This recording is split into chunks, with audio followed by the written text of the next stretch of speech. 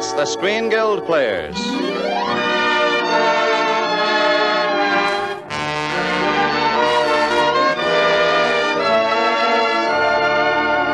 The Screen Guild play tonight, Louisiana Purchase. The starring players... This is Victor Moore. This is Annabella. This is William Gaxton.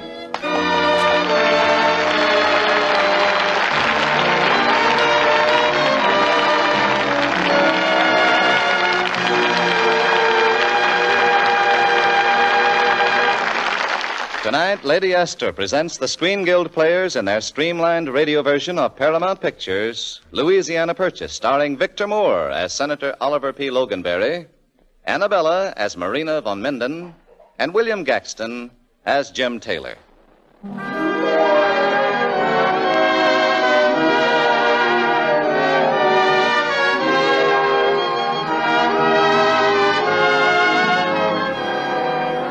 The story we're about to tell might make some people mad as...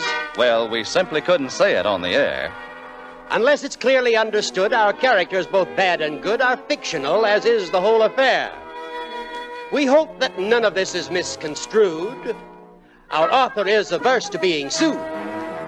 In New Orleans, Louisiana, a senator from Indiana, or possibly Connecticut or Maine, got off the train. Loganberry Oliver P. went down from Washington, D.C., and prison terms for crooks were on his brain. That's very plain. I'll hang that gang from every tree and steeple because they're stealing money from the people. But Loganberry doesn't know that gang of crooks who got the dough have tricked Jim Taylor so he takes the rent. They set a trap.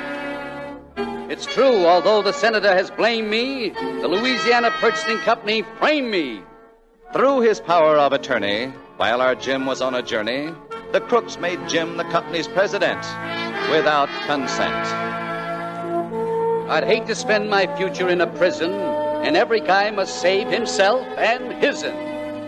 To save himself from standing trial and winding up in durance vile, Jim had to cut the senator to his size by compromise. So Jimmy hired a girl, Marina. She's an Austrian Sirena. Just to compromise poor Loganberry, although he's wary. I wouldn't, but my mother needs the money. And besides, I think Jim Taylor is a honey. Well, that's the background of this tale. Jim Taylor's sure to go to jail if Loganberry isn't compromised and publicized. And as the curtain's rising, Loganberry's compromising with Marina. A private room for dining is the scene. Gee, look at my watch, Miss von Minden. It's 20 after 8. Oh, is that so late, Senator Loganberry? Late? Why, by that time, I'm usually in bed with half my sheep counted. Say, are you sure Jim Taylor's going to meet me here? Oh, but certainly, Senator Loganberry. Pardon me, what sort of an accent is that you have? Oh, that's Viennese. What sort of an accent is that you have? Oh, that's not an accent. That's just how a guy talks when he runs out of blood. Do you live here with your family? No, my mother is still in Austria. I can't get her over yet. Why not? Those good-for-nothing immigration laws keep her out. Immigration laws. I wrote them. You wrote them? Well, then maybe you could get her over here. Oh, sure I could, just like that. Oh. I'll send a wire tonight. And she can come over as a visitor under my protection. How's that? Oh, Senator Loganberry, I can never thank you enough. I must kiss you. Oh, boy. Now a 4F knows what a 1A feels like.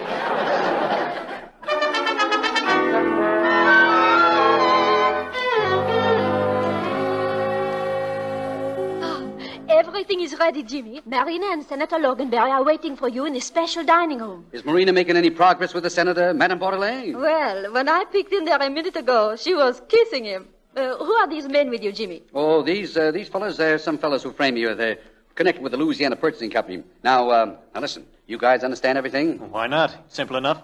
We pretend we're waiters until we get Loganberry stiff. Then we take pictures of this Marina girl sitting on the senatorial lap. Right.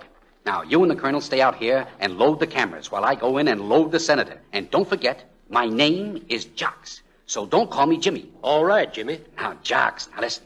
Now get out of sight and stay there until I come back. And keep quiet. They're right in the next room. Come in. Senator Loganberry, Yeah? I have the honor to present myself. I am Madame Bordelais, a head waiter. I am a Jocks. Hi, Jack. While you're waiting for Mr. Taylor, wouldn't you and the young lady like something to drink, Senator? Well, I guess I could use a drink. I only drink hot water. Will you have some, Marina? Hot water? Yeah. No, thanks. I just had my bath. Well, this hot water isn't for bathing, it's for drinking. No, thanks. I do not like it. Well, could I offer you something else? Some cold water, maybe. Is it what you like to drink? Water? Well, what I really like is 7-Up, but I can't drink it. Those darn bubbles keep knocking me down. Okay, Senator, I bring you some very special hot water and the cold water for the lady. Listen, come here. Have you guys got that hot gin ready yet? Certainly, my boy. And very good, too. Now, did you load it with lemon so we can't taste the gin? You know, the senator teetotaler, you know. Yes, even Junior couldn't taste the gin, and he hasn't tasted anything else in 12 years. Now, give me the bowl, all right, and follow me in. Bring your cameras, and as soon as I fill the senator, you can start snapping the pictures. Here's the glass of water, Senator. It smells mighty strange. What is it? This is a pure Mississippi River water. It tastes different than the hot water I had in here yesterday. It don't seem very hot in the glass, but it burns going down. Yes, that is the vitamin content, Senator. It has the vitamins S-O-U-S-N-E. Yesterday we had only the Missouri River water, but of course the Missouri water is much weaker than the Mississippi. But if you prefer the Missouri... No, I'm beginning to like this stuff. Boy, this must be really Mississippi water, all right. What makes you think so, Senator? I've only had a pint, and already I feel like building a levee in a bathtub. All right, you have some more, Senator. Oh, thanks. Are you sure you wouldn't care for some of this hot water, Marina? This is real Mississippi water. I must have swallowed a minnow. Come on, take some, Marina. Well, perhaps. Yes, now, you take some. Thank you, Senator Loganberry. Oh, that's all right, my dear. Give me another glass of that Mississippi River, Jacks. Boy, oh boy, I'd like to sit here all day just making the tide go out. All right, here you are, Senator. Thanks, Jacks. Marina, Yes, Jimmy? we got Loganberry loaded now. Get on his lap and start kissing him so the boys can get the pictures. I don't like to do this, Jimmy. The senator's such a sweet man. Say, what are you two whispering about? What? Oh, I was just telling Jax what a sweet man you are to get my mother into the country. Oh, that's all right, Armand. I wonder if I might kiss you again, Senator. Well, certainly. I like doing things for people, particularly things like that. This is going to be a great help to us. Get your cameras ready, boys. We're ready. Now, if you let me sit on your lap, Senator. Allez, pucker up your lips. Gee, that one kiss made me 20 years younger. One kiss made you 20 years younger, then I will kiss you again. And again. And... Oh, Well, Senator, don't just sit there. Say something. I want my mommy.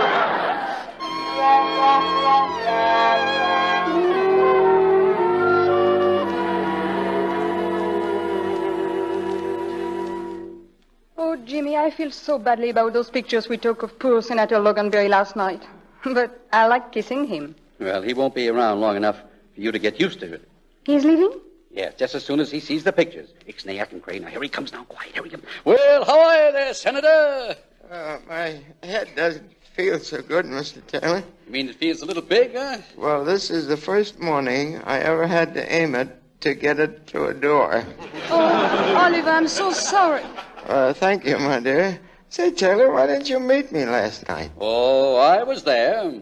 You were? I don't remember seeing you. Well, you probably don't remember a lot of things that happened last night. You were not yourself, Senator.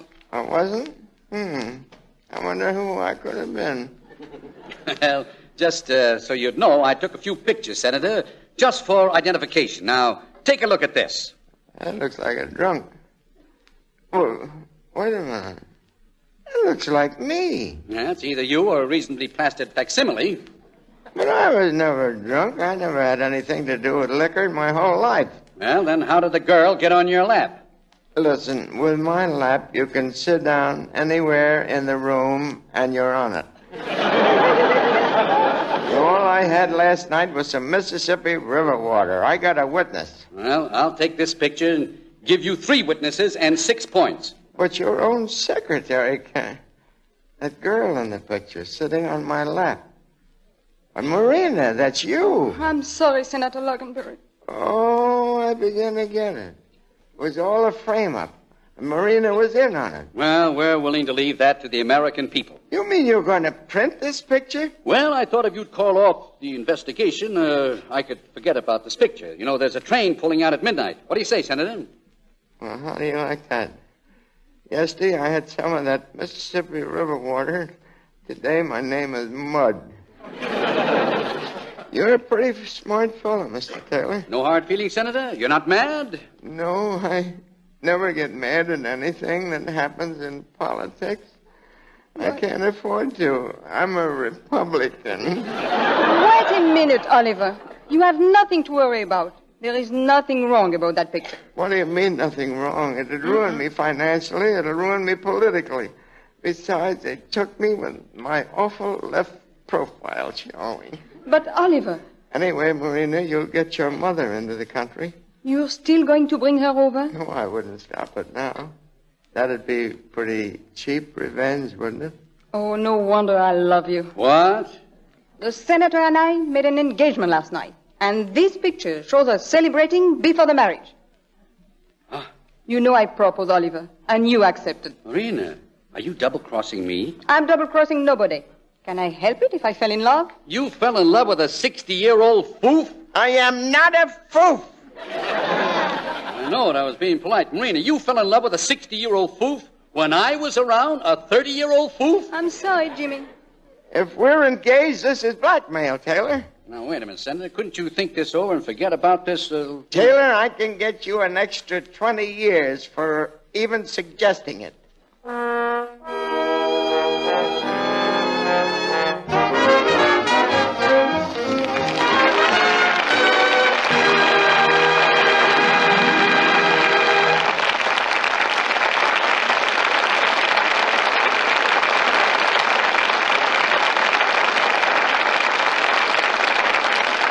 And so the curtain falls on the first act of Louisiana Purchase, starring Victor Moore, Annabella, and William Gaxton.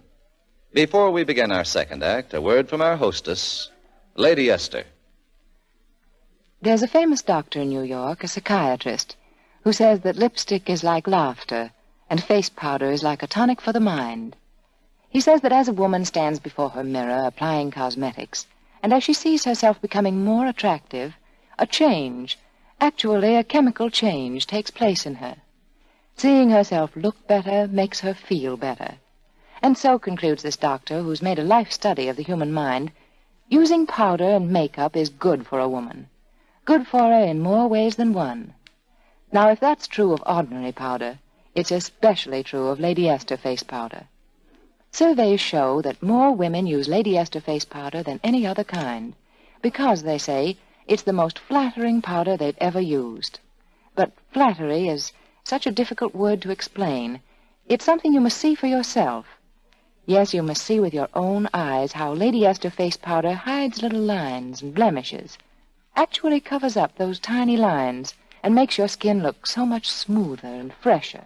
You see, my powder is blown by twin hurricanes, each particle of powder and color blown at tremendous speed, until it becomes finer and smoother than powder ever was before, until every tiny particle of color is merged with the powder in perfect blending, and the shades are the loveliest, the most exciting you've ever seen.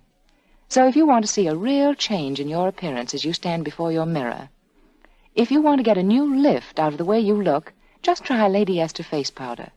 You'll see why so many women call it the most flattering powder they've ever used.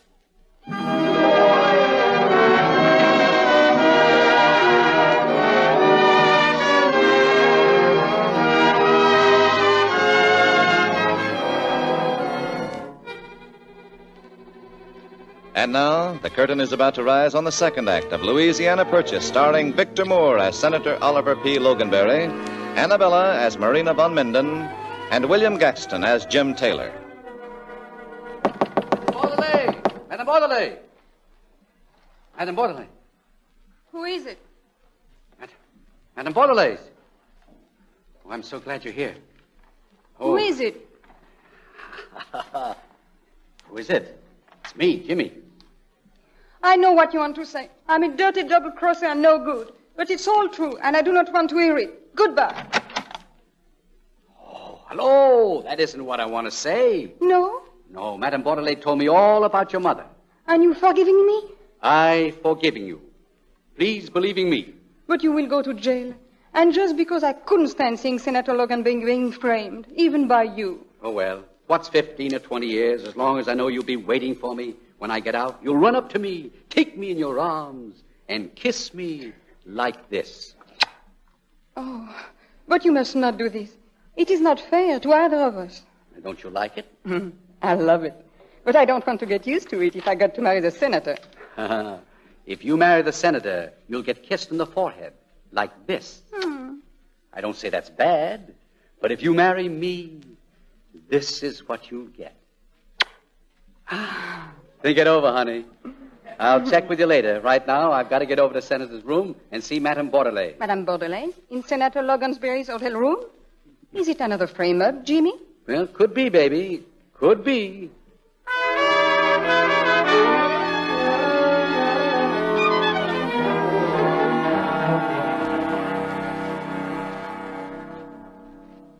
Well, Senator Loganberry, it looks pretty bad for you. Well, I didn't do anything, Mr. Taylor. I did absolutely nothing. This time, I didn't even drink Mississippi River water when I was doing it. Yet you admit Madame Bordelais was found here by the house detective. You know there's a federal law covering that. No, I helped pass it. Now, look, Senator, let's lay our cards on the table. After all, as a state representative, I can pull wires and straighten out this whole scandal. There's no scandal. Don't worry, there will be, unless you forget your investigation. Oh, I get it. This is another one of your frame-ups. Yes, Senator. Well, Mr. Taylor, just remember, you can fool all of the people some of the time. You can fool some of the people all of the time. But me, I'm always a sucker. Then you give up? Certainly not. This time your trick won't work because I'm going to marry Madame Bordelais, and a wife can't testify against her husband. What? You can't do this to me? Can't I? I never passed a law prohibiting marriage.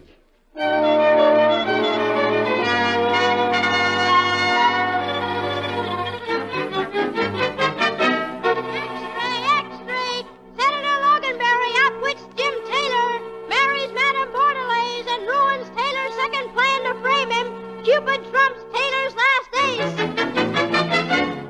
Senator Loganberry threatens complete expose of Louisiana Purchasing Company. Will leave with local bride for state capital immediately.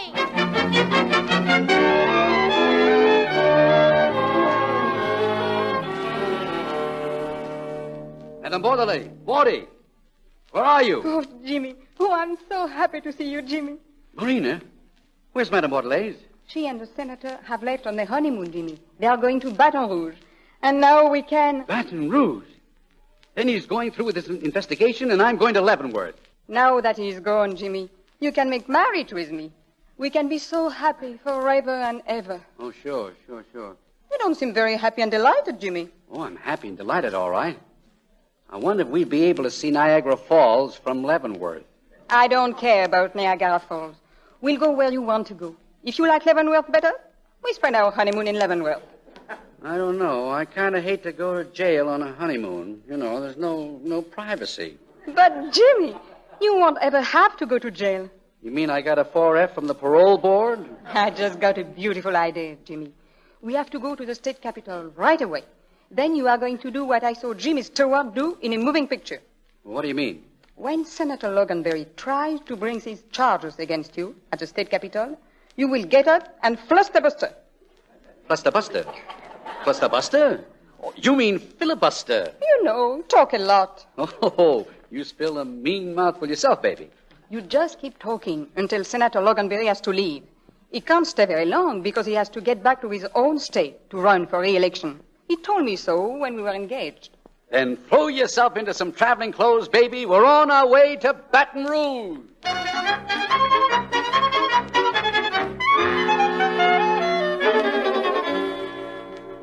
Hello, Mr. Taylor. Hello, Senator.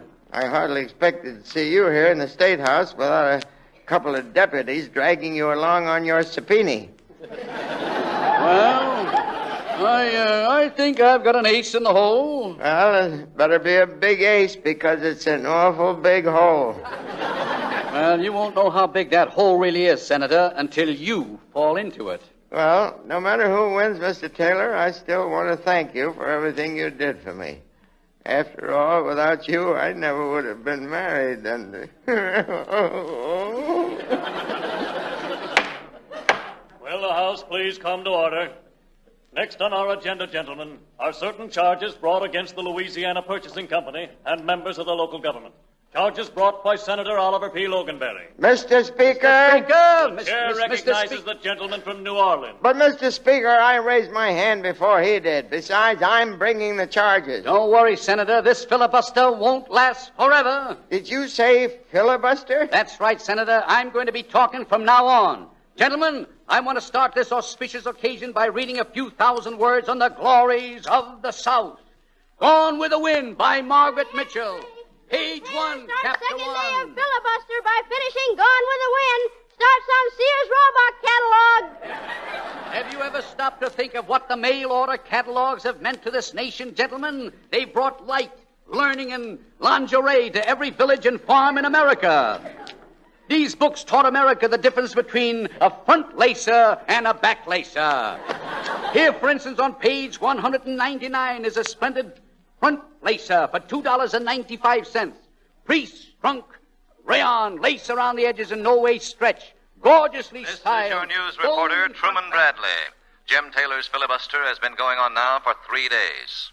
He has read through the entire Sears Roebuck catalog, a world almanac, and is now working on the settlement cookbook. Now, you take 3 eggs and separate the whites from the yolks. Or if you wish, separate the yolks from the whites. Then take a tomato. Ask if she's got a friend. Take a tomato. Telegram for Senator Loganberry. Telegram for Senator Loganberry. Right here, son. What's wrong, Senator? Did someone repeal a law on you? According to this wire, Mr. Taylor, the FBI has apprehended your former partners. They've admitted that you were the innocent victim of a frame-up.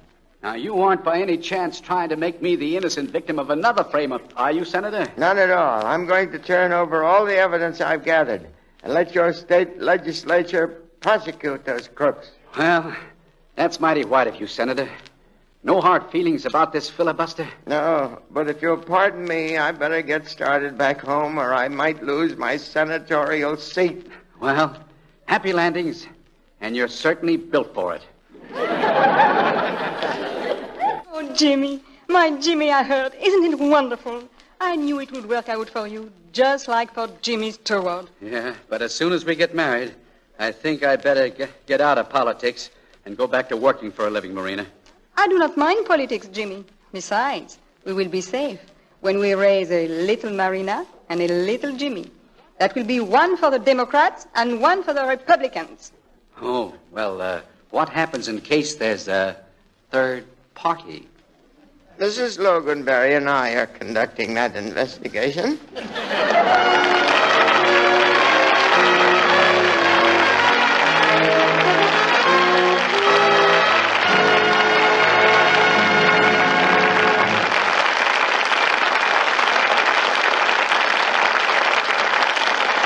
Thank you, Victor Moore, Annabella, and William Gaxton, for your splendid performances in Paramount's Louisiana Purchase. Thank you, Mr. Bradley. It was fun to appear with Mr. Moore and Mr. Gaxton in Louisiana Purchase. It is always a pleasure to appear with the Lady Esther Screen Guild players, knowing that the benefits go to the Motion Picture Relief Fund, a charity in which we are all vitally interested. Now, I would like you to listen to a word from one of our best-known beauty authority, Lady Esther. Thank you, Annabella. You know, the method I use to make Lady Esther face powder is so different from ordinary methods that the government has granted an exclusive patent on it. Most powder is just mixed and sifted. But with Lady Esther face powder, that's only the first step. I call my powder raw at that point, and I put it through a second blending, my patented twin hurricane blending. Now, that's when the miracles start to happen. After those twin hurricanes get through with Lady Esther face powder, it's no longer just mere powder particles, but a smooth, flattering film of beauty on your skin. It's a new texture powder, and the very first time you try it, you'll see how it helps hide little lines and blemishes, how it makes your skin look fresher and often years younger. And be sure to notice this, too. Notice that the shades of Lady Esther face powder have a richness and warmth you just don't find in ordinary powder shades. That's because the color is blown in, not just mixed in. You just have no idea how many compliments you'll get on your skin the very first time you change from ordinary powder to flattering Lady Esther face powder.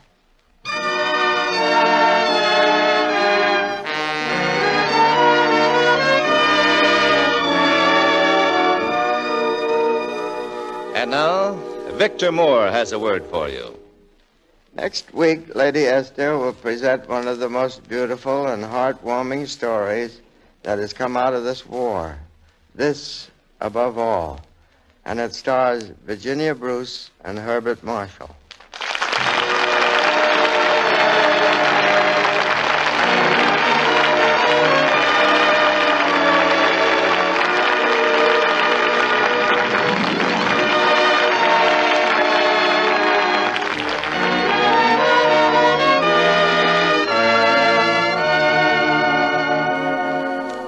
Next week, then, Lady Esther will present Herbert Marshall and Virginia Bruce in This Above All. Be sure to listen. Annabella will soon be seen in the 20th Century Fox picture, Tonight We Raid Calais. Victor Moore can now be seen in the Paramount All-Star production, Star-Spangled Rhythm. William Gaxton is currently working in the Metro-Goldwyn-Mayer production, Best Foot Forward. Music on tonight's show was arranged and conducted by Wilbur Hatch. Our radio adaptation was by Bill Hampton. The Screen Guild players are presented every Monday night at this time by Lady Esther. This is Truman Bradley speaking for Lady Esther, saying thank you and good night.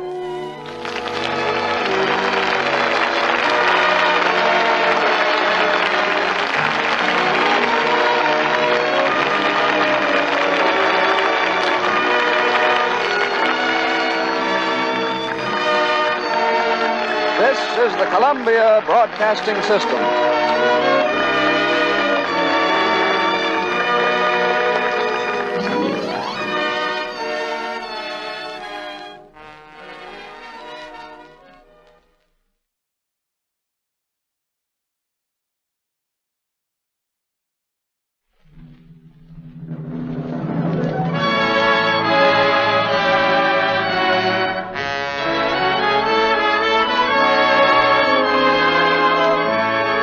Lady Esther presents the Screen Guild Players.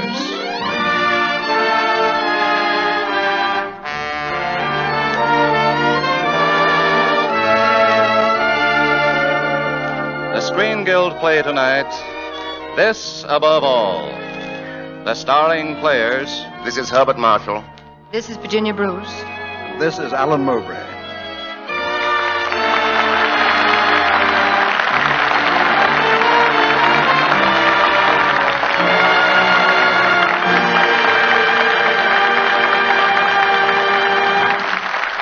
Tonight, Lady Esther presents the Screen Guild players in the 20th Century Fox production of Eric Knight's heartwarming novel, This Above All. starring Herbert Marshall as Clive Briggs, Virginia Bruce as Prudence Cathaway, and Alan Mowbray as Monty Montague.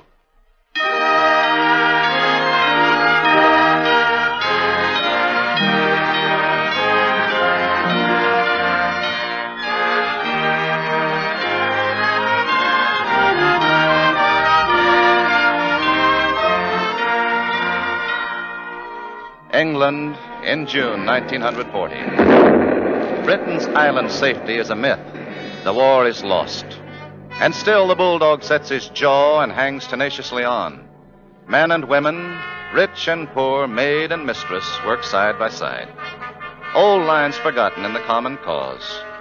Strange things are happening in England this month. Not the strangest, perhaps, that young Miss Prudence Cathaway of Cathaway Manor, now a private in the WAFs, should be walking in the rain with a man she didn't even know a week ago. Still raining, Clive. If the British aristocracy insists on joining the WAPs, it must take the rain like anyone else. I'm afraid my uniform will be soaked. Well, what do the other girls and their young men do in the rain? They find a tea shop or a cinema or a hollow tree. The tea shop is too crowded, and the cinema doesn't open till 6, and I expect all the hollow trees are full by now. How about that place over there off the road?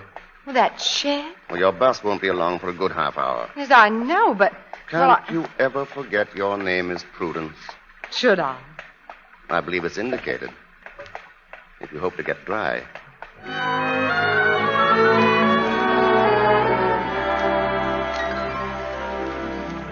No, it is rather snug in here, Clive. You're lucky to find a nice shed like this. By the time you get back to camp, you'll be dry as toast. I hope so. Well, what's the matter? You cold? A little. I don't mind. Oh, that's silly. Here. I got a flask. Oh, no, thanks. Never touch it. Oh, go on. It'll do you good. Here. Well, just to get warm. How was it? How was it, huh? Wonderful. I believe I'll have a touch of the same. Goes down easier for you. It should. Did you ever get blotto? Blind, unconscious blotto? No. Did you? 2 nights ago. Blind, blotto, out. Why? Why not? People generally have good reasons for going blind, blotto, out, don't they? I suppose so. Anything else you'd like to know? A lot. After all, it was so strange the way we met. Just because Violet's young man brought you along. That's not strange. I might have been anyone. Oh, but you weren't. You know, when I met you there in the dark by the camp gate, I couldn't even see you. And yet somehow I knew exactly what you'd look like today. Well, how do I look? That's just it. Now I'm not sure. Oh, you're quite good looking, really. A nice sort of face. But there's something else. It's more of a mood. Almost as if you were bitter about something. Clive. You're still cold. You better have another nip. No, thanks. Clive, I know so little about you, really. Why aren't you in uniform? You're forgetting your drink. But, Clive, Come on, just a little one. No, thanks. It makes me talk. Why, last Christmas I had 1 glass of port, and even Aunt Iris couldn't get a word in. Couldn't she? Oh, no, Clive, you kissed me. Did I? Kiss me again, please. Come on, we better go. Oh, but Clive, I said we're going. Come along now. You'll have to be getting back to camp.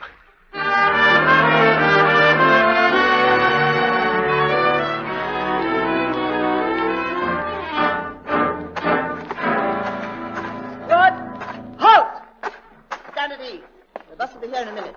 Drop your kit bags and stand nearby. 'Tention! Dismiss. Oh, Prue Cathaway. My Clive. Oh, they passed me through the gate. I had to see you. I had to say I was sorry for the way I spoke to you the other night. Oh, that's all right. I heard you were leaving today. Yes, we're going to Boxgrove. How long will you be gone? 3 weeks. 3 weeks? That's not very long. And when I get back, I'll be due for leave. You will? Oh, let's go away then, please. I know a place on the coast at Leaford. But I couldn't. I'll have to go home to Tunbridge, I promised. Why don't you come with me? Well, me? To Tunbridge, to the ancestral home of the Cathaways. The pride of the family bringing home the man she met in the dark. Oh, don't joke. I mean it. Escort, hold in. Clive, I'll have to go. I'll write you. Let you know when I'm getting back. You can meet me at the train to Tunbridge. Leaford. Tunbridge. Leaford. Tunbridge. Goodbye.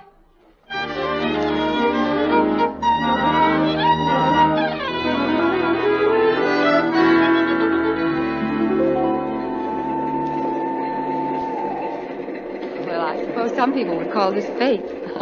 My first leave. They'll be rolling out the red carpet at home. And here I am going in the opposite direction with a tall, dark stranger. You've made the stranger very happy. Thank you, sir, she said. Prue, I've never seen you with your cap off. Would you? Of course. There we are. You still like me? Honey top. You know you're rather pretty. I think I'll hold your hand so you can't get away. Oh, I'm so glad we came. The country's beautiful, isn't it? Superb. That's a watercress farm we're passing. Did you know that you can grow mustard and cress on old pieces of flannel? One of our gardeners used to do it. Huh? One of your gardeners. How many gardeners precisely do you have? We had 5. 5? What on earth do you want 5 gardeners for? We didn't want them. The garden did. 5 gardeners. No, I'm sure Aunt Iris wouldn't like you. I know. She loves England and detests Englishmen. Really, Clive. You talk like one of those Hyde Park tub thumpers who go in for class hatred. My dear man, you're 25 years out of date. You're 2 wars behind. The voice of England. The good old England that loves its horses and its cows and sheep. Because they'll never ask for a raise in pay. Oh, Clive, why do you punish yourself? You ask me, how big is our house? How much land have we got? What does it matter? No, it doesn't really. Nothing matters. We're on a holiday for 6 long, wonderful days. And you're very beautiful. That's better. A minute ago, I was only pretty. Now I'm beautiful. I think we'll get along very nicely indeed.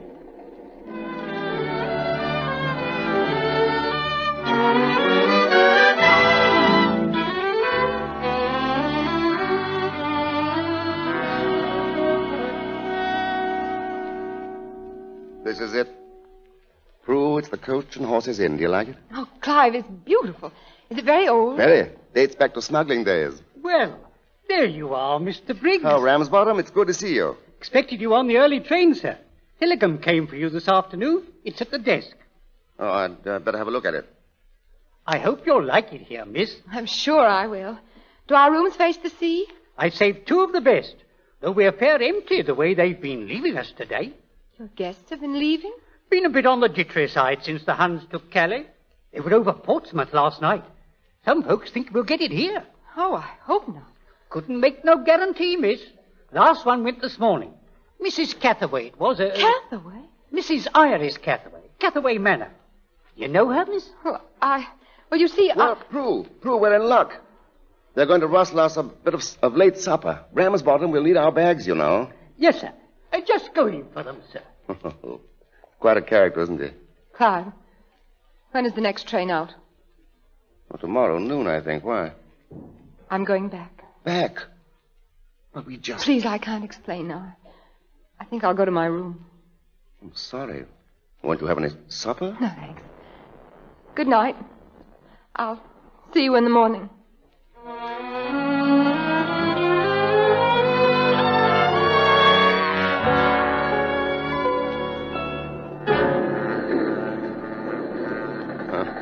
I know what you think.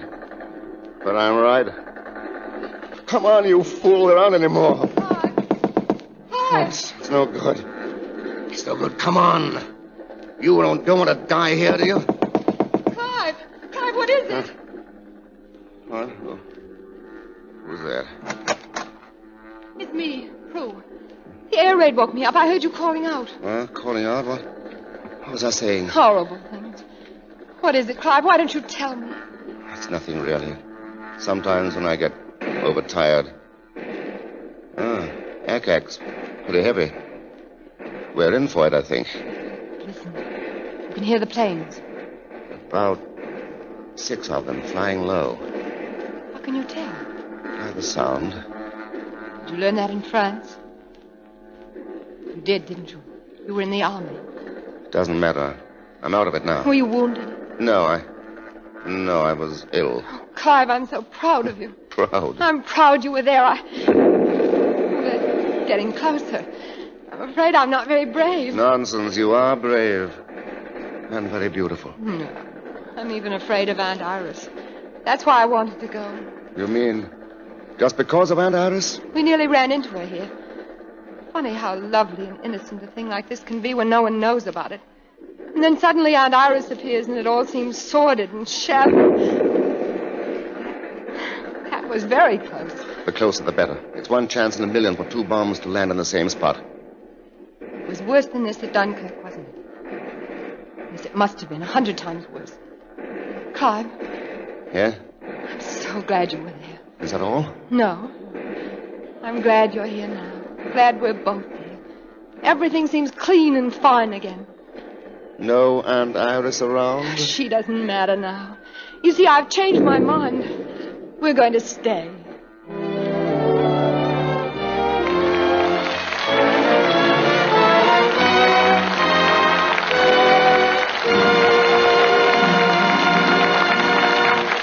So the curtain falls on the first act of This Above All, starring Herbert Marshall, Virginia Bruce, and Alan Mowbray.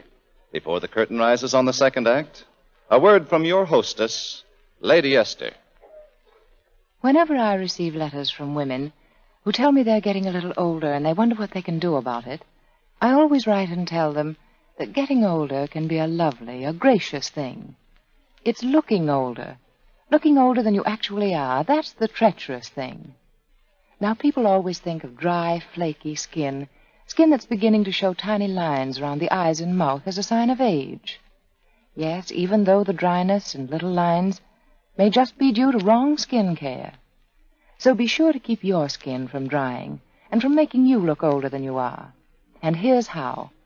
Use a cream that really softens your skin and that helps keep it soft under the most trying conditions. Millions of women can tell you that Lady Esther Four-Purpose Face Cream is just such a cream. At its magic touch, every bit of dry, flaky skin seems to melt away, and your skin takes on a lovely new softness and freshness.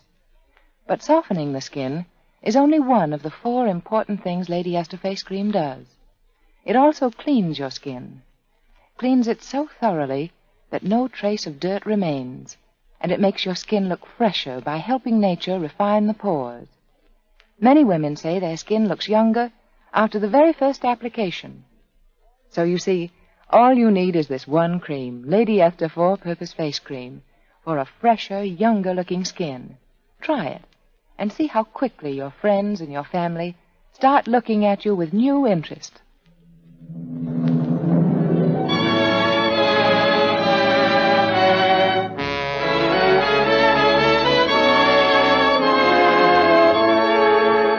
And now the curtain rises on the second act of This Above All, starring Virginia Bruce as Prudence Cathaway, Herbert Marshall as Clive Briggs, and Alan Mowbray as Monty Montague.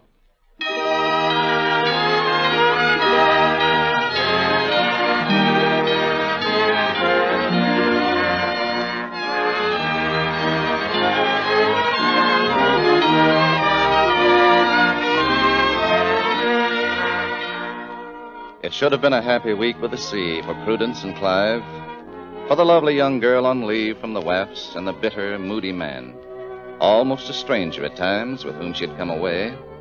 But there was Monty, you see. Monty Montague, private in the King's Leicester Regiment. Monty had sent that telegram to Clive, and late the next day he arrived in person. That evening, in the tap room of the inn, filled with soldiers and their girls. Clive, I'm glad we've had this chance to be alone. I've got to talk to you, chum. You'll have to hurry, Monty. She'll be right down. Do you understand? I don't like talking this way, but it's your last chance. I mean... Go on. Well, say it.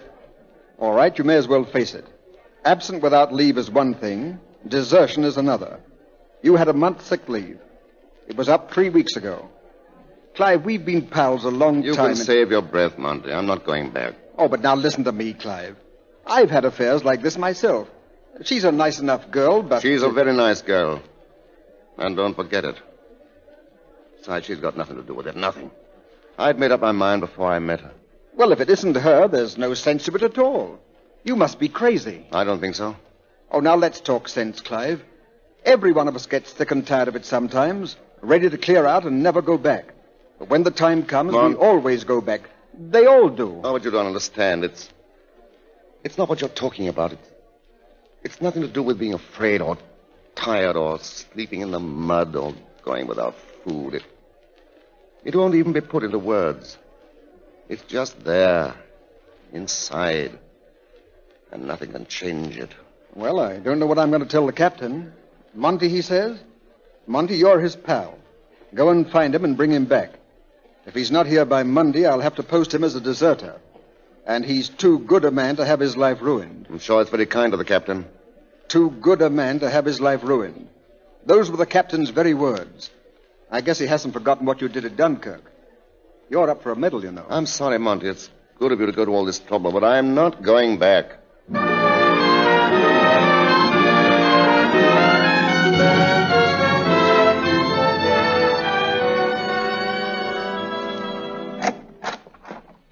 Well, here we are. My room. You come in for a minute, Prue? Just for a minute. Clive, is anything wrong? Now, look, Prue. Please, Clive, why don't you tell me? Well, Please, what is it? well, it's about a friend of Monty's who joined the army the day the war began. Yes. He believed he was going to fight for his country, but he was bitterly deceived. His leaders were stupid, complacent, out of date, with no claim to leadership but birth and class privilege. They asked him to give his life to save that. All the rotten, worn-out things he'd learned to hate. Is Monty expected to answer his friend's problem? Monty can't answer it. Maybe not. But he might ask his friend if it's the time to doubt and argue when his country's fighting for its life. No one believes that our England is perfect. But if we lose our faith in her, what's the alternative? What if we lose the war? That's what this man is asking himself. If England were to lose, could we be worse off? Or weaker, or more shameful? Clive, that's terrible. You mustn't think such things. I said it was Monty's friend. It's you. I know it's you. And I love you. I love you so much. I want to keep you from saying things like that. If England must be changed, let's do it ourselves. Let us decide it, not the enemy. I've thought it all out, Prue. I've made up my mind. Yes, your mind. But what about the things in your heart? What things? Don't ask me. Ask your heart. I don't think with my heart. Why don't you tell me? Well, I don't know if I can. If you ask me what England is, it's like pulling a flower apart to see what it's made of. England is Shakespeare. And the discontent in Hyde Park and the cliffs of Dover. It's May blossoms and bluebells and the sun and the fog. It's the taxi horns and the bobbies and the sense of fair play we've given the world. It's Monty and the boys at Dunkirk, helping the weaker men into the boats instead of getting in themselves. It's you, Clive. Whatever you are. Blood and bone, mind and heart and spirit. England made you, every part of you. That's why you've got to go back and fight. Because that's England, too. Knowing that we'll never give in. Knowing that we won't be beaten. We won't. We just won't.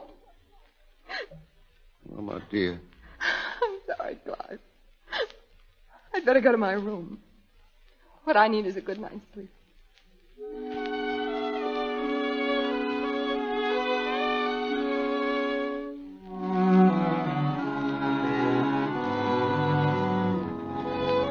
This is goodbye, Prue. I have to write it because I couldn't say it. I would no more attempt to decide what you believe than tell a child that Father Christmas didn't exist. I'll be gone when you get this in the morning. I don't know where I'm going. I don't think I care. But our coming from the darkness into the light of knowing each other was very, very sweet. Yours, Clive. Oh, Prue, darling, goodbye.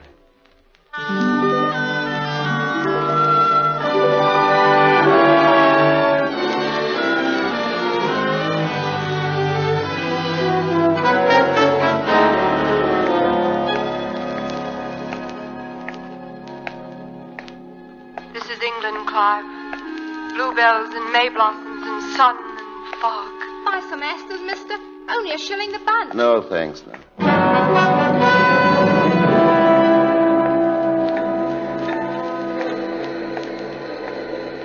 This is England, Clive. Shakespeare and bobbies and taxi horns. Oh, to watch where you're walking, sir. No need to be hoping, Jerry, you know. I'm sorry.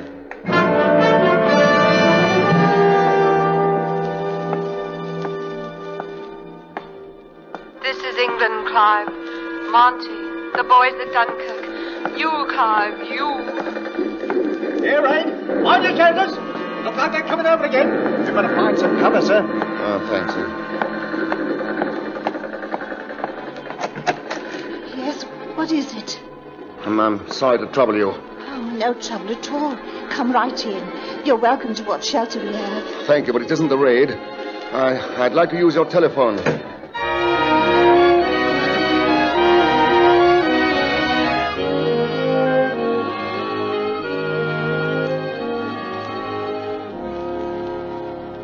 Clive, I'm so glad you phoned. Oh, darling, is that really you? I'm afraid the answer is yes and no. I've been so worried. It's been days now. Where are you? Near London. Little village called Merton. Oh, Prue, could you come down here tonight? There's a train gets in 8:30. Tonight? Well, I don't know. Oh, darling, you must. You've got to get leave. It's our only chance. We'll be married before I go back. Back? Clive, you're going back. I've talked to the captain already. It's all clear now. Clive, darling. I walked and walked. Sometimes I heard your voice.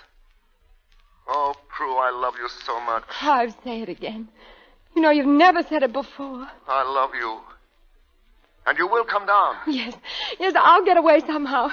It isn't every day a girl gets proposed to. And on the telephone with hundreds of people listening in. Clive, what was that? Nothing much. They're having a bit of an air raid down here. You'll be careful, won't you? Don't worry, Prue. Oh, I can't help it. I love you so terribly. Clive, are you still there? Clive, say something. Clive!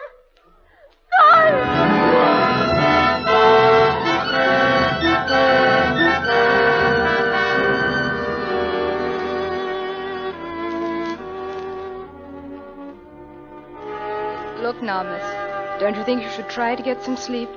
No. I've got to stay here, miss. I promised him I'd be here. But there's no telling when he'll come to. They had to operate, you know. I had to check at all the casualty stations. We were going to be married. Oh, there now, my dear. All right, miss. You may come in. Thank you, Doctor. And no more than a minute. He's very weak. I understand. Clive.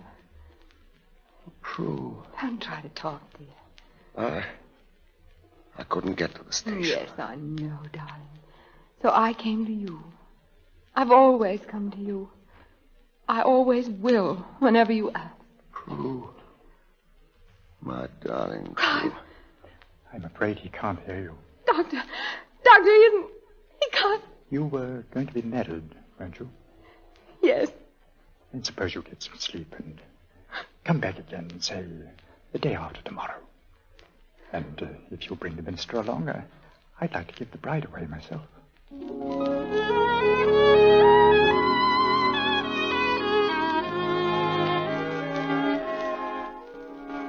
Monty was here while you were sleeping, Clive. He left these cigarettes for a wedding present. Said he'd get something permanent after a while. Oh, good old Monty. And the captain sent a book. What sort of book? Shakespeare. Because you're such a highbrow. You know, Prue, all that time, I seemed to be two men struggling against each other, heart and mind. And the mind had always been stronger. Clive, listen. They don't leave us alone, do they? Eric, warning, miss. You'll have to go. But I'd rather stay here with my husband. You better go. Nonsense. I always feel safest with you. Miss, please. I'm afraid she's very stubborn, nurse. Oh, very well. But it's most irregular. She doesn't understand. Prue, would you like to read to me? Of course. Shakespeare? That would be nice. Almost anything. This above all, to thine own self be true, and it must follow as the night the day. Thou canst not then be false to any man. This above all, to thine own self be true, and it must follow as the night the day. Thou canst not then be false to any man.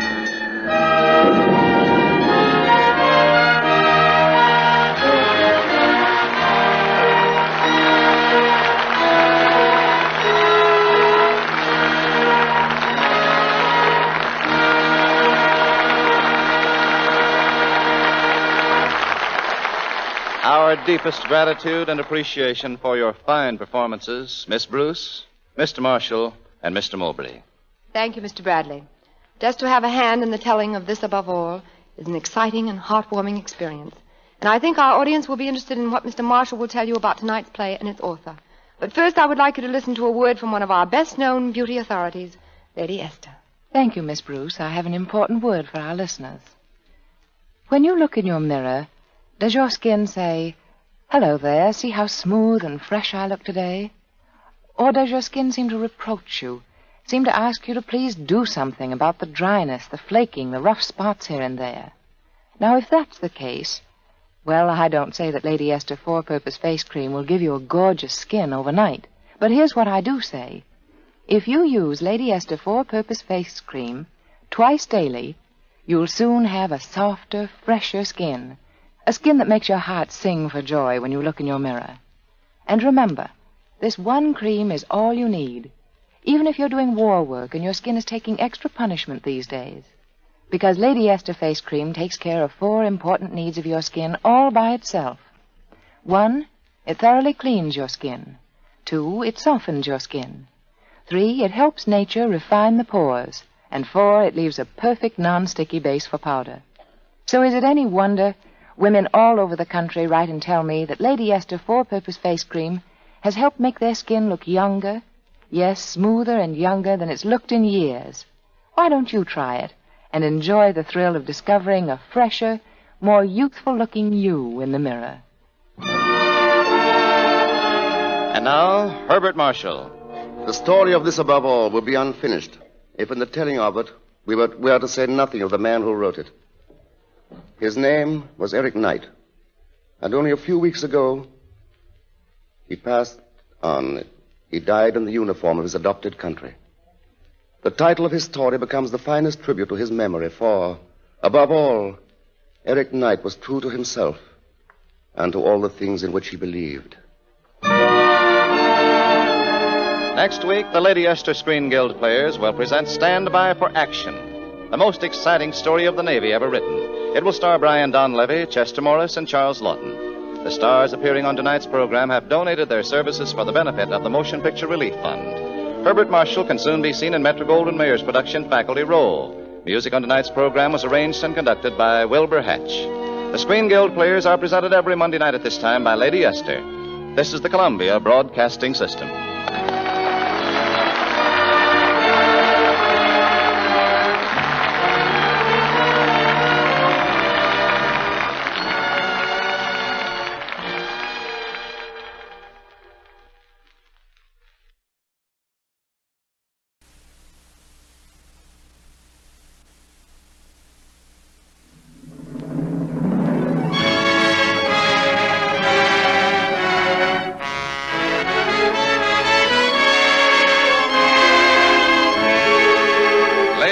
Presents the Screen Guild Players.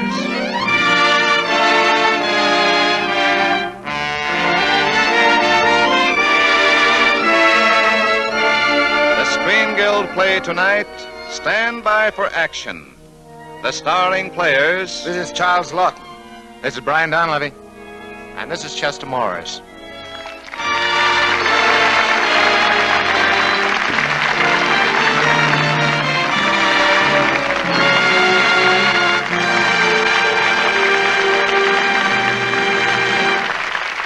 Tonight, Lady Esther presents the Screen Guild players in Stand By for Action, starring Charles Lawton as Admiral Stephen Thomas, Brian Donlevy as Lieutenant Commander Roberts, and Chester Morris as Lieutenant Masterman. This is a radio adaptation of the Metro-Goldwyn-Mayer picture Stand By for Action, having its first showing in the principal cities of the United States. Stand By for Action.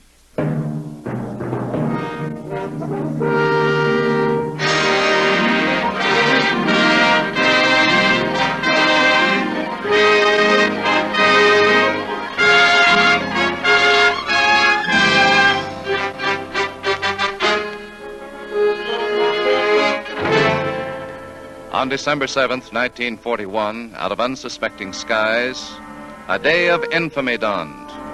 And in those early months after Pearl Harbor, while the war still seemed far off to most Americans, the Navy carried on as the nation's first line with whatever tools were at hand.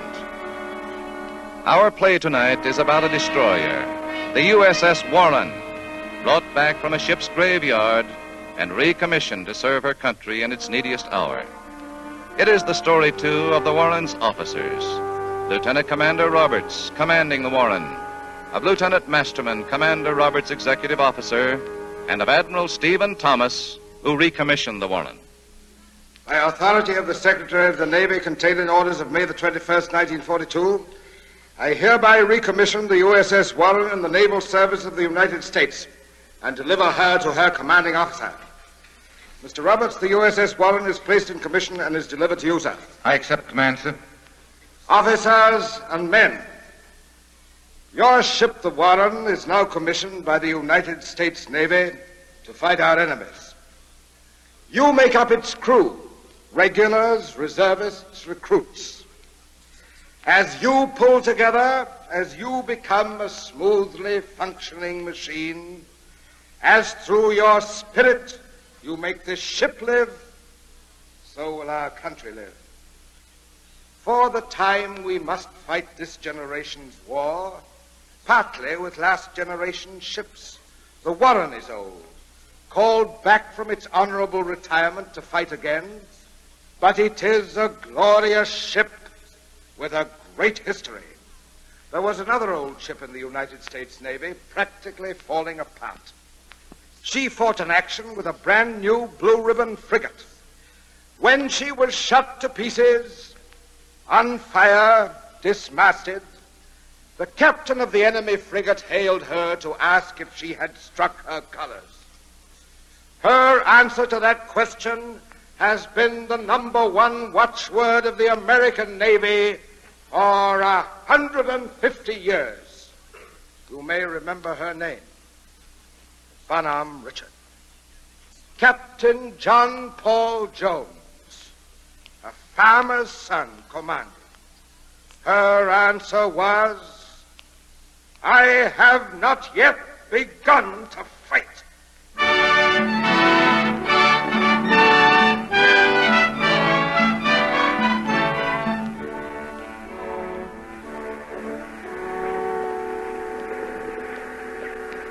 Well, Masterman, you know, we've accomplished a lot in the past few weeks.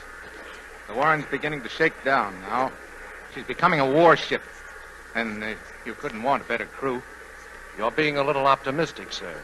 Mr. Masterman, there have been a couple of times when I thought I detected a slight flaw in your schooling.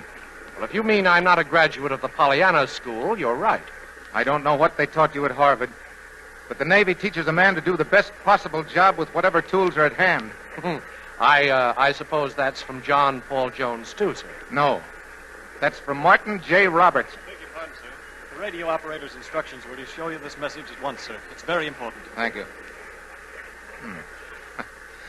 Well, Mr. Masterman, this is no longer a shakedown cruise. We're ordered to join an eastbound convoy out of Pearl Harbor at noon tomorrow, latitude 2330 north, longitude 14320 west. How far do you make it? About 600 miles, sir. Well, that means we'll have to do 25 knots for 24 hours. I hope the engines hold together, sir. Check that position and put her on the course to the rendezvous, Mr. Masterman. It's a pretty long haul, sir, 25 knots in the sea. We'll make it. We've got to make it. This is an order I've got in my hand, and the commanding officer of the convoy is Stephen Thomas, United States Navy. Old Iron Pants himself. There's a floating object 1 point on the port bow, sir. It looks like a lifeboat, sir. Why, it is a lifeboat. There might be survivors, sir. Yes? There might be a Jap sub hiding his periscope behind the lifeboat. Circle it at full speed. Aye, aye, sir. Yes. There are survivors, all right. Mr. Masterman, stop all engines. Stop all engines, sir? Yes. Well, I thought we were under orders to speed to the convoy and that orders must be followed to the letter. Mr. Masterman, this is the exception that proves the rule. There's a man in that boat that looks pretty well used up. Yes, sir. Stop all engines, Mr. Lindsay. Stop all engines, sir. Stand by on deck to receive lifeboat on port side.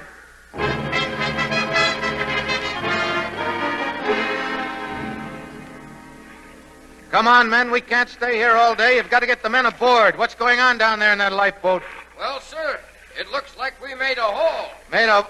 What are you talking about? What do you mean? There are 2 women in the lifeboat and a whole school of babies. Babies? Yes, sir. Kids, sir. Minnow size. Well, what? Well, this is impossible, Masterman. Women and children aboard a destroyer? What? Oh. Well, looks like we've got quite a job ahead of us. Oh, I'm sure you can handle it with your theory of doing the best possible job with whatever tools are at hand, sir. What? Oh, yeah. You're quite right. And I know just the man for the job of looking after those babies. You. Me? Oh, now, wait a minute, Captain. Mr. Masterman, that's an order. Come hell or a high water. And you'll probably run into both on this assignment. Resume standard speed, Mr. Lindsay. Aye, aye, sir.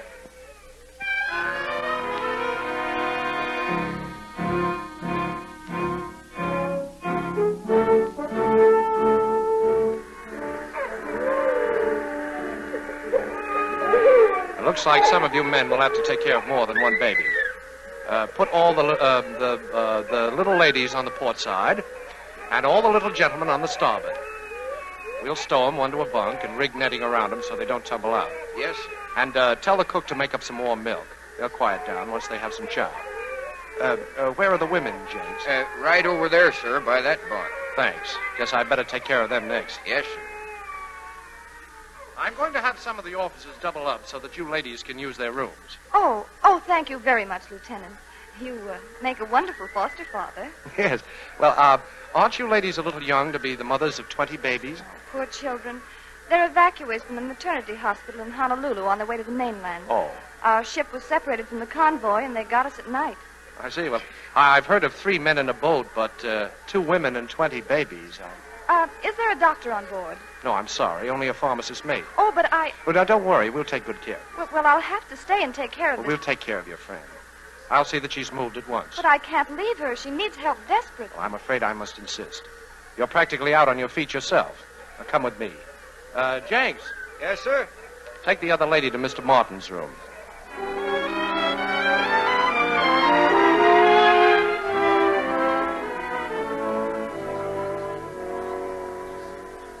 Masterman, I've been hearing glowing reports on your proficiency in the care and feeding of infants. That's very gratifying. Oh, thank you, sir. Too bad that you and these other gentlemen are strangers to the soft caress of a baby's hand. The magic of a dimpled smile. The charm of triangular trousers. You have no idea what you're missing. Well, I guess we can guess. How's the condition of the women we picked up? Not too good, sir. I sent the pharmacist's mate to look at them and see what he could do. Pharmacist mate Miller reporting, sir. Yes, Miller? Excuse me, sir, but we're having a baby. Where are they? What? Who? The woman we took aboard, sir. Well, there were 2 women. Well, one of us is about to become a mother, sir. The one in Mr. Martin's room. Now, Miller, she can't do that. Now, wait a minute. You can't permit such a thing to happen aboard this ship. It's strictly against regulations. Well, perhaps if you read the Navy regulations to the lady, Miller. What? I don't think there's time, sir. And besides, I'm only a pharmacist's mate. Well, surely John Paul Jones must have had something to say concerning a moment like this, Captain. Yeah. If you could only remember what it was. Oh, Mr. Masterman. Yes, sir? Oh, now, wait a minute, sir. Look, I'm a ship's officer, not a stork. That's right. You're the executive officer, Mr. Masterman. I don't know what John Paul Jones might have said, but Navy regulations say that all matters pertaining to the ship's company properly fall under the jurisdiction of the executive officer. Now, this lady, through force of circumstance, is technically a member of the ship's company. So, execute, Mr. Masterman. Execute.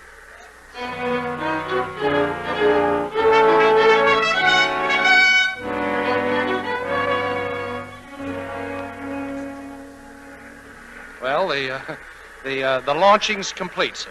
Mm-hmm. Mother and baby are in perfect shape, but the crew's about to have a nervous breakdown. Why, you'd think each one of them was the father. What?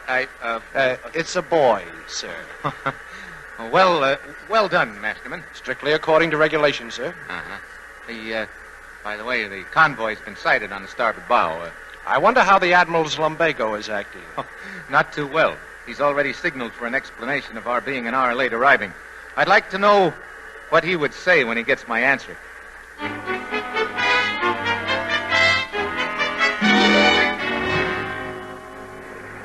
Message from the Warren, Admiral. Read it, Dudley, read it. Yes, sir. Have on board 25 civilian survivors of torpedoed vessel proceeding from Honolulu to San Francisco. Rescued persons number, 2 women, 20 babies, and 2 seamen. Report one... Yes, but 2 women, 20 children, and 2 seamen are 24 survivors. The message continues, sir. Yes? Report one of the rescued ladies became a mother after being taken on board. In absence of doctor, carpenter's mate officiated. Request your concurrence. That's the end of the message, sir. Well, I'm surprised at Roberts, permitting such irregularity. I should have been informed of the entire affair. It's completely without precedent. Boy or girl? It doesn't say, sir. It doesn't say what kind of a report is that, leaving out the most important detail. Oh, here's another message from the Warren, sir. Oh. It's a boy, sir. Oh, it's a boy. It's a boy. Well, signal the Warren. Well done, Warren.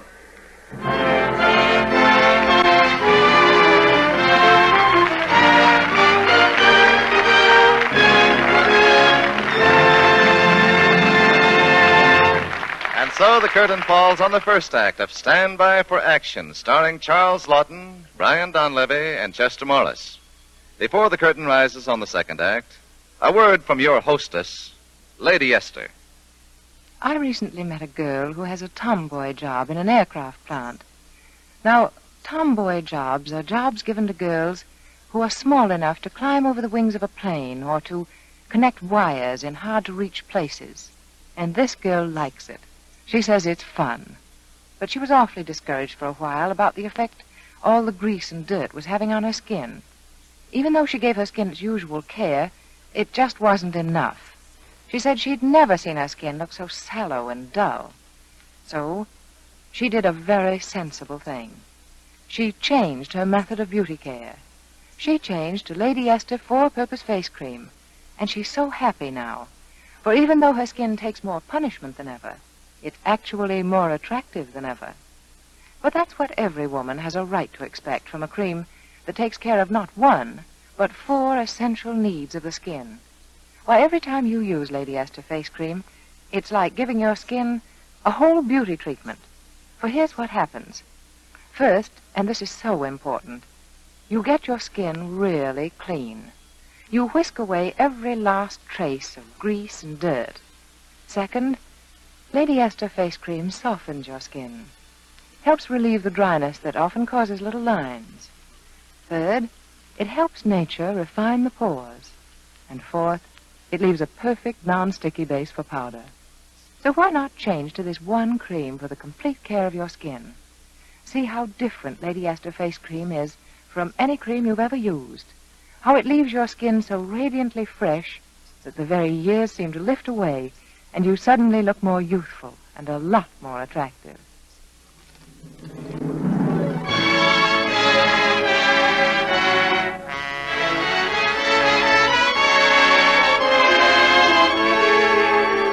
And now the curtain rises on the second act of Stand By for Action, starring Charles Lawton as Admiral Stephen Thomas, Brian Donlevy as Lieutenant Commander Roberts, and Chester Morris as Lieutenant Masterman.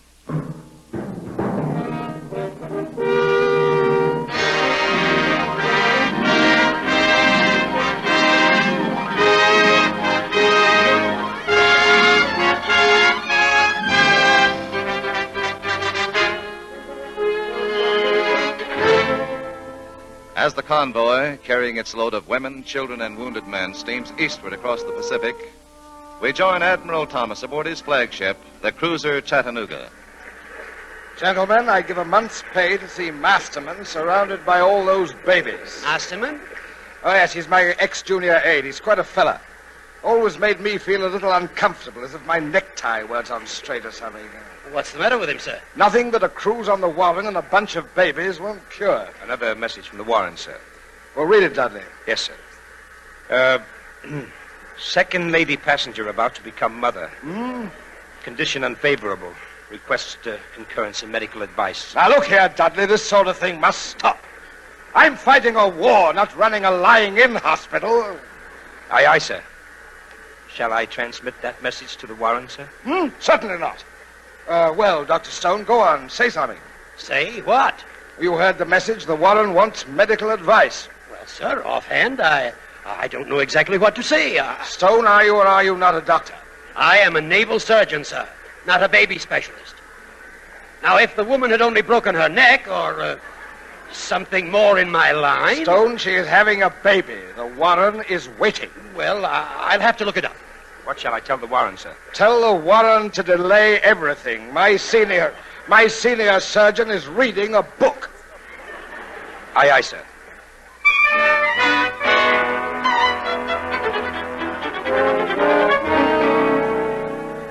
Dudley? Yes, sir? Any word from the Warren? No, sir. What's the matter with Roberts? Didn't you signal him to keep us informed? Yes, sir. Well, signal him again. Tell him I want to know what progress is being made. Aye, aye, sir. What about you, Doctor? I have everything organized, sir, well in hand. Good. Sit down. After I ask the Warren a few questions, I'll be able to advise. What kind of questions? Well, I'll have to know the lady's age, height, weight, and physical condition.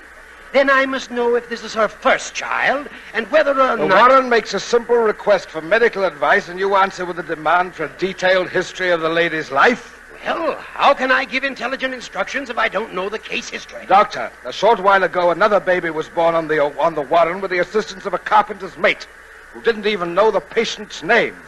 I remember now when the ship's cat had kittens you lost your head. That should have warned me. As I reminded you, sir, I am a naval surgeon aboard a warship. Warship or not, a woman is having a baby over on the Warren, and I'm having a nervous breakdown.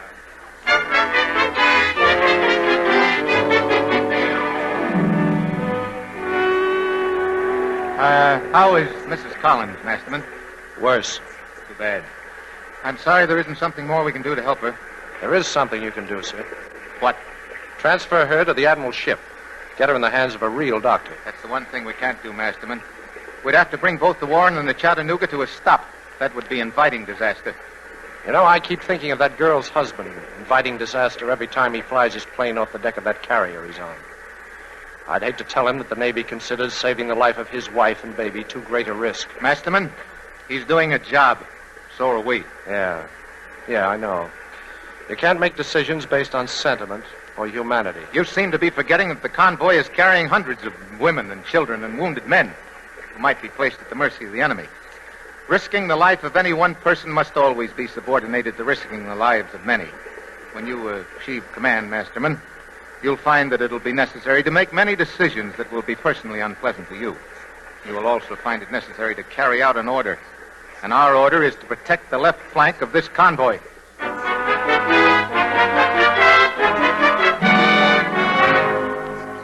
Admiral Thomas? Yes, Dudley? Enemy aircraft sighted, sir. Enemy aircraft? Yes, sir. Sound battle stations, Dudley. Yes, sir. Plane is approaching fast, sir. Anti-aircraft, open fire. Anti-aircraft, commence firing. Why wasn't that plane sighted before, Dudley? The plane glided in above the fog, sir. When first sighted, he was already diving. Find out what our damage is. Yes, sir.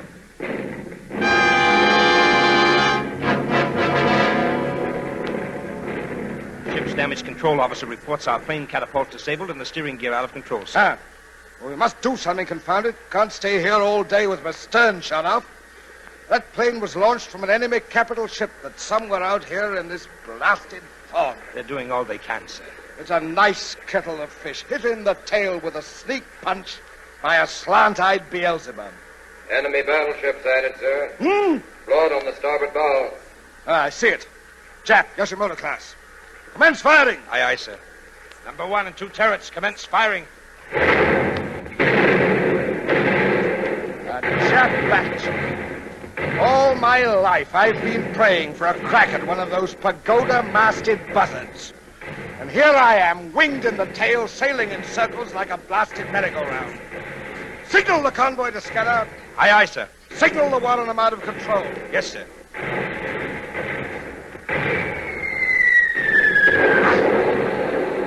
They've straddled us with their first salvo. Let them have it, Ludlow.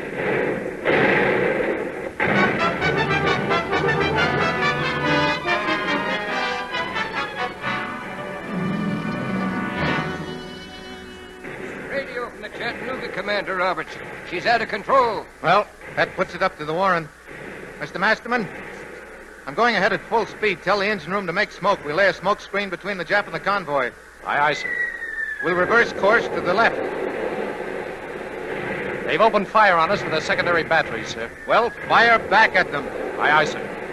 Commence firing! Now, Masterman, here's my plan of attack. The enemy's course should carry him directly into the convoy. Yes, sir. In 2 minutes, I'm going to cease firing and reverse our course again parallel to our smoke screen. Then we'll cut through Con on surprise and give that Jap every torpedo we've got. She's a battleship, sir. She'll blast us out of the water. That's almost a certainty, Mr. Masterman. What about the women and children? This isn't only a destroyer, it's a floating nursery. I know that. But in a situation like this, decisions can't be influenced by personal feelings. As I've told you, when you have a command, you'll realize that. Back to your battle station, Masterman. Aye, aye, sir.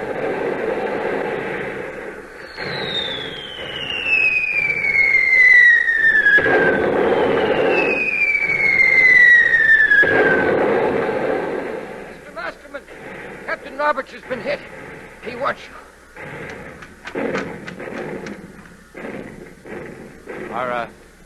Are you hit badly, sir?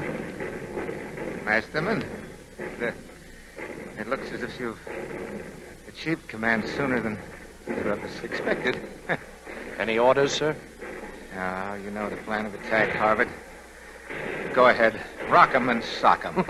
Okay, John Paul Jones. Jenks, get the captain below. Aye, aye, sir. Tell control to cease firing. All stations, cease firing. All stations, cease firing. Be ready to fire torpedoes on both sides. Aye, aye, sir. Stand by torpedoes. Stand by torpedoes. Mr. Lindsay, reverse course to the right. Keep a parallel and behind smoke screen. Aye, aye, sir. Right standard rudder. Now, Mr. Lindsay, I'm going to come right. 90 degrees, of course. But that turn takes us back through our smoke screen, right into the face of the enemy. Exactly. I'm going to intercept the Jap at the nearest point. You see, I'm counting on surprise. But Mrs. Collins and the other lady, sir, and all those babies. There's only one way of giving the convoy a chance to scatter, Lindsay. That's to come charging out of our smoke screen and smack that Jap with a couple of torpedoes before he blows us out of the water with a broadside. But you can't throw away the lives of all those women and children. Mr. Lindsay, the captain of a ship can't always do what he wants.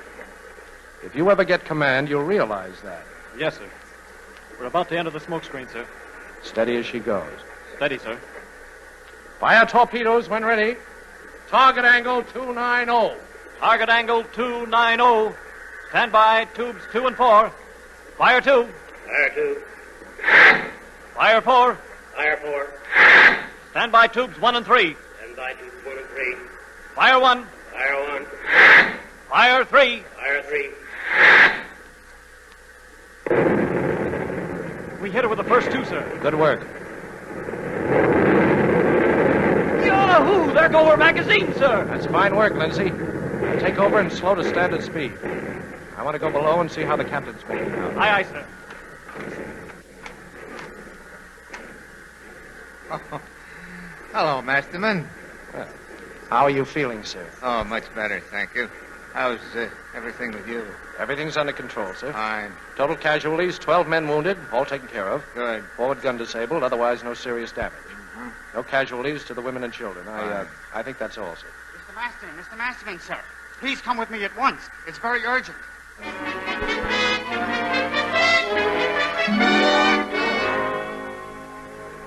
Well, Admiral Thomas? Dr. Stone, to the best of my knowledge, we have just witnessed the greatest single destroyer action in naval history. Magnificent, sir. If it hadn't been for the Warren, our whole convoy might have been lost. Yes, yes. Stone, I recommissioned her. Yes, sir? Yes, indeed. What is it, Dudley? Oh, a message from the Warren, sir. Ah, yes, yes. Gentlemen, we are living one of those moments which may go down in history. This message from the Warren may become as famous as Perry's, "We have met the enemy and they are ours." So listen closely. Would you read the message from the Warren, Dudley? Yes, sir. It's a boy. Hmm? Yes, sir. Second baby arrived. It's a boy. 7 pounds, 4 ounces. It's a boy. It's a boy. 7 pounds, 4 ounces. Son of a gun! Well, Ludlow, just don't stand there. Begin reassembling the convoy. We're heading home.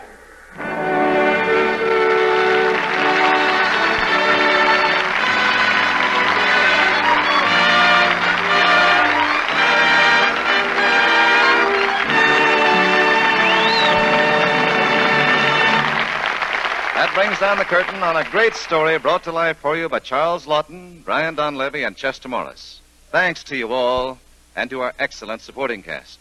We'll be back in just a moment to tell you about the swell story we've prepared for you for next week. But first, a word from one of America's foremost beauty authorities, Lady Esther. Starlight, star bright, first star I see tonight, I wish I may. But you know the rest. You used to recite that little jingle every time you made a wish on the first evening star. Remember how you'd wish you were a millionaire or a ravishing beauty? But the chances are you never stopped wishing for greater loveliness. So let me tell you how thousands of women have made that wish come true. They changed their method of skin care. Yes, they changed to Lady Esther Four-Purpose Face Cream for the complete care of their skin. And according to letter after letter I've received, these women are surprised and very much thrilled to see how much softer, smoother, how much more attractive their skin looks. You see, Lady Esther Face Cream does all this for your skin. First, it cleans your skin, and cleans it thoroughly. Second, it softens your skin. Third, my face cream helps nature refine the pores. And finally, it leaves such a perfect base for powder. So if you've been wishing for a lovelier complexion, why not do as so many women have done? Change your method of beauty care. Change to Lady Esther Four-Purpose Face Cream. Next week, the Lady Esther Screen Guild players will present the Palm Beach Story. It will star Claudette Colbert, Rudy Valley, and Randy Scott. Be sure to listen. The stars appearing on tonight's program have donated their services for the benefit of the Motion Picture Relief Fund. Charles Lawton is currently working in the Metro-Goldwyn-Mayer picture, The Man from Down Under. Brian Donlevy can soon be seen in the United Artists production, Hang Men Also Die. Chester Morris will soon be seen in the Pine Thomas production, Aerial Gunner. Music on tonight's program was arranged and conducted by Wilbur Hatch. Adaptation by Bill Hampton. The Screen Guild players are presented every Monday night at this time by Lady Esther. To save materials, buy the larger size of Lady Esther Face Cream. Truman Bradley speaking. This is the Columbia Broadcasting System.